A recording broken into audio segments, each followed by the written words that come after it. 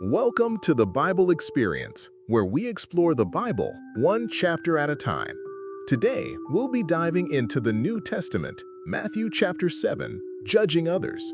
Join us as we delve into the stories, teachings, and wisdom within these ancient texts. Let's begin. Judge not, that you be not judged. For with the judgment you pronounce, you will be judged, and with the measure you use, it will be measured to you. Why do you see the speck that is in your brother's eye, but do not notice the log that is in your own eye? Or how can you say to your brother, let me take the speck out of your eye, when there is the log in your own eye? You hypocrite, first take the log out of your own eye, and then you will see clearly to take the speck out of your brother's eye. Do not give dogs what is holy, and do not throw your pearls before pigs, lest they trample them underfoot and turn to attack you. Ask, and it will be given.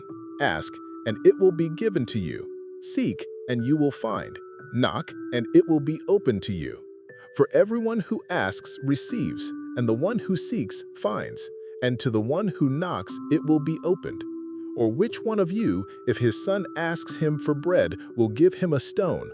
Or if he asks for a fish, will give him a serpent? If you then, who are evil, know how to give good gifts to your children, how much more will your Father who is in heaven give good things to those who ask him? The Golden Rule. So whatever you wish that others would do to you, do also to them, for this is the law and the prophets. Enter by the narrow gate. For the gate is wide and the way is easy that leads to destruction, and those who enter by it are many. For the gate is narrow and the way is hard that leads to life, and those who find it are few. A tree and its fruit. Beware of false prophets, who come to you in sheep's clothing, but inwardly are ravenous wolves. You will recognize them by their fruits.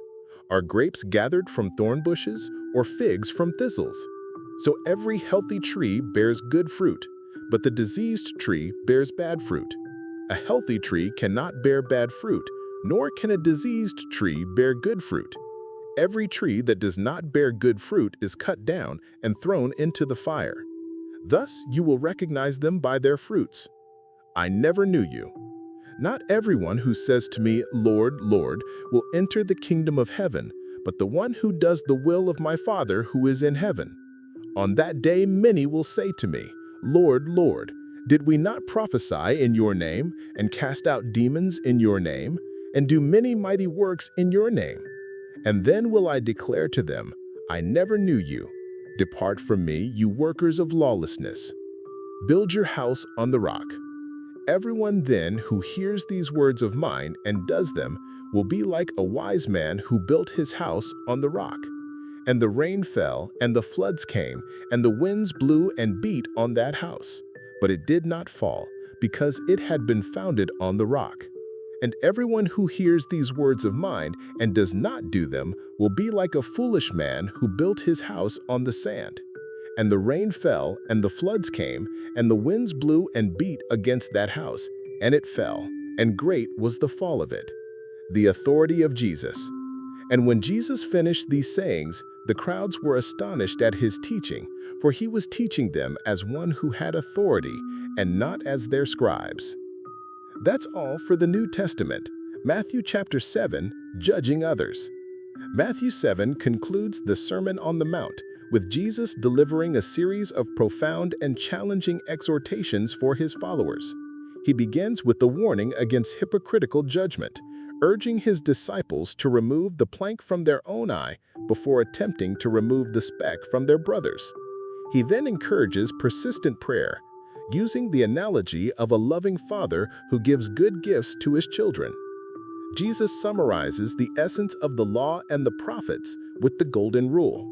So in everything, do to others what you would have them do to you. The chapter then shifts to a series of stark choices and warnings. Jesus exhorts his audience to enter through the narrow gate, as the road to life is difficult while the broad road to destruction is wide.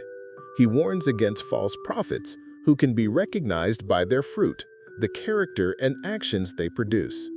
The sermon culminates in the powerful parable of the two foundations, The wise person who builds their life on Jesus' words, a firm rock that withstands storms, and the foolish person who builds on sand, leading to collapse.